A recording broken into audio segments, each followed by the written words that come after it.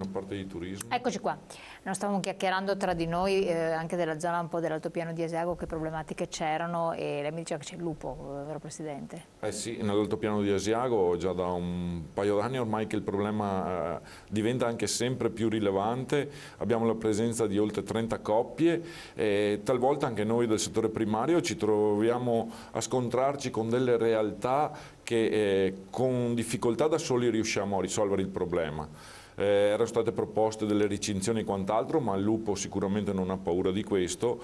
Pensiamo noi come CIA che la corretta gestione della fauna selvatica sia una cosa indispensabile oggi che siamo entrati nel terzo millennio, perché a suo tempo negli anni 90 le leggi venivano fatte per preservare determinate specie, oggi quelle specie si sono talmente moltiplicate, penso anche al nostro problema qui nel Parco dei Colli che è quello del cinghiale. Resta, quindi il problema cinghiali resta. Il problema cinghiali resta senza ombra di dubbio, però siamo convinti che con la nuova gestione del Parco Colli e con la possibilità che anche il mondo agricolo ha di partecipare sì, ai consigli di amministrazione in modo di essere propositivo per una corretta gestione, possa essere l'arma vincente. Penso che nel 2018 sono stati cacciati 1080-1100 esemplari nel Parco Colli, noi oggi abbiamo la necessità di almeno cacciarne almeno 3000 all'anno per trovare una corretta gestione del territorio. Quando prima parlavamo di territorio del parco gestito dal mondo agricolo, è importante perché anche questa fauna selvatica si riproduce soprattutto in quelle aree nel Vegro, in quelle aree un po' lasciate al loro percorso naturalistico, ma che però non sono un po' gestite nella maniera corretta. Ha ragione il Presidente quando dice che oggi anche noi del mondo agricolo talvolta ci scontriamo con tutte quelle associazioni ambientalistiche, animaliste, e soprattutto perché la fauna selvatica viene gestita da quell'ente che si chiama ISPRA, che fa statistica a livello nazionale, e il Ministero dell'Ambiente. Quindi sarebbe opportuno che anche il Ministero dell'Agricoltura fosse all'interno di questi organismi per proporre delle visioni diverse per una gestione corretta di questo tipo di animali. Abbiamo parlato di cerbiatti, però pensiamo che ci sono anche daini, ci sono animali che magari talvolta li sottovalutiamo, ma che però nel settore primario fanno dei danni importantissimi. Penso al daino perché quando le viti sono all'inizio della loro emettono i primi germoglieti, sono gli animali che distruggono la cultura in anticipo prima ancora di arrivare alla produzione vera e propria, in cui andiamo invece magari a cibare il cinghiale e specie di questo tipo, insomma. Incredibile, quindi c'è una presenza significativa un po' di tutto. Noi siamo convinti che si possa risolvere qualcosa con la volontà e le idee chiare e un metodo di lavoro corretto, con degli obiettivi ben chiari. Determinati problemi li possiamo sicuramente non risolvere oggi per domani, ma però imboccare quella strada che può dare delle soddisfazioni e quindi può dare l'opportunità a chi fa imprese in territori impervi e difficili come sono quelli della montagna o dei colli o le colline del Prosecco, o penso anche al Veronese dove anche lì il problema sussiste, perché anche lì abbiamo fauna selvatica che danneggia. C'è anche l'orsetto in giro, che bravissima, dimenticavamo anche l'orsetto. Lei nell'ufficio di presidenza, quindi un po' nazionale, e quindi anche una vision a livello nazionale. Queste sono connotazioni, sfortune regionali del Veneto, oppure si ripresentano situazioni analoghe un po' ovunque nel territorio nazionale, e quindi ha ragione di esistere un provvedimento nazionale in questo senso o no? Vi trovate isolati o supportati da altre istanze del territorio, nord, centro, sud? Sicuramente, se lei pensa all'Italia, alla conformazione appenninica dell'Italia che attraversa tutta l'Italia da nord a sud, le Alpi, quindi è chiaro che ciò che noi stiamo vivendo in Veneto viene vissuto in Toscana, viene vissuto in Emilia Romagna, piuttosto che nel centro Italia, in Abruzzo, Umbria, cioè è una mal comune, no, trasversale, che purtroppo impervia ed è frutto, appunto, come abbiamo già detto prima, di una legge che oggi non è più attuale, una legge che non è più al passo con i tempi. Va cambiato l'approccio.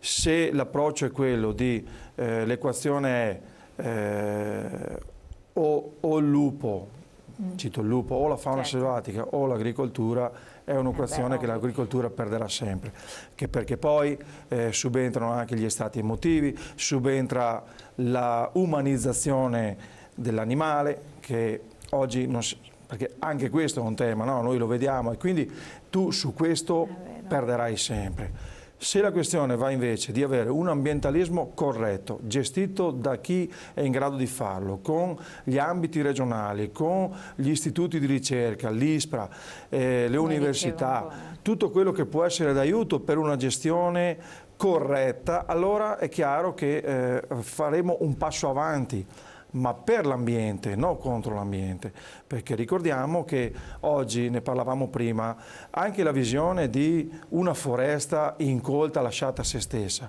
non è un ambiente, il bosco va gestito, va curato, perché se non curi il bosco viene giù.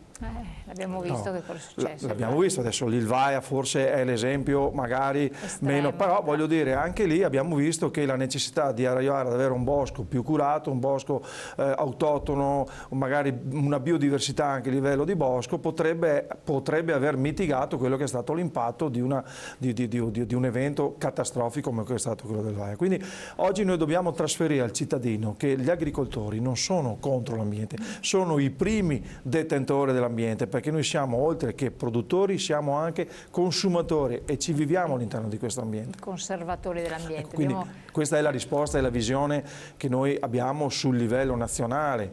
E mi allaccio brevemente alla questione anche dell'UNESCO. Noi nel nostro programma che abbiamo presentato all'Assemblea parliamo di che paese vogliamo e all'interno della questione del paese vogliamo mettiamo anche tutta la questione delle aree interne.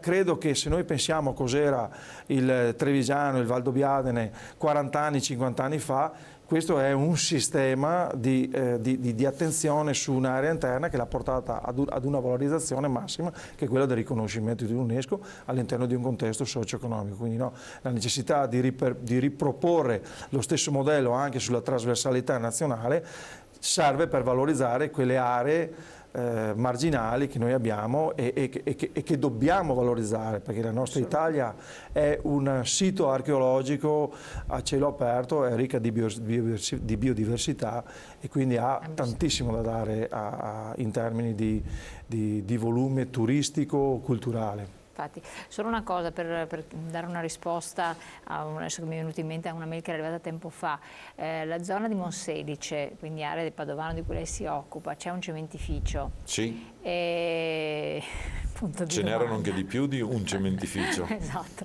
abbiamo avuto una sollecitazione da parte di una persona che lavora nel settore dell'agricoltura ad accennare a questo discorso. È inquinante, è dannoso, funziona, è operativo? Negli ultimi impianti che sono stati fatti io so che avevano utilizzato dei parametri per la depurazione dell'aria e delle polveri molto innovative. Sicuramente non è una delle cose migliori. L'unico problema sì, è che in un'area proprio spicciente al Parco Colli. Solo che determinate normative davano la possibilità anche di utilizzare questi siti magari per fare degli inceneritori e quindi la loro preoccupazione era quella del CSS e stiamo a vedere lì, comunque sempre nelle mani della nostra regione e soprattutto delle amministrazioni comunali che tipo di scelte vogliono fare. Se vogliono fare scelte per una conservazione di un ambiente sano e valorizzare determinati tipi di economie, allora si prende un percorso. Se invece, come mi riferivo prima, si viene solo accecati da quello che è il dio denaro, che è stato il nostro punto di riferimento per molto tempo. Per molto tempo, però a discapito della natura e a discapito dei tempi e degli spazi che non abbiamo voluto considerare, ma che oggi la natura si vuole riprendere con tutta la dignità che gli spetta. Perfetto. Presidenti, io vi ringrazio, siamo arrivati al termine, grazie di essere stati qui con noi, buon lavoro a questo punto. Grazie a voi di averci seguito, come sempre scriveteci perché poi noi teniamo seriamente conto delle vostre mail, delle vostre sollecitazioni e poi giriamo le domande ai nostri interlocutori quando vengono in trasmissione. Grazie alla collaborazione alla CIA di Padova, CIA Veneto qui presente con il Presidente e naturalmente noi ci vediamo domani. Grazie.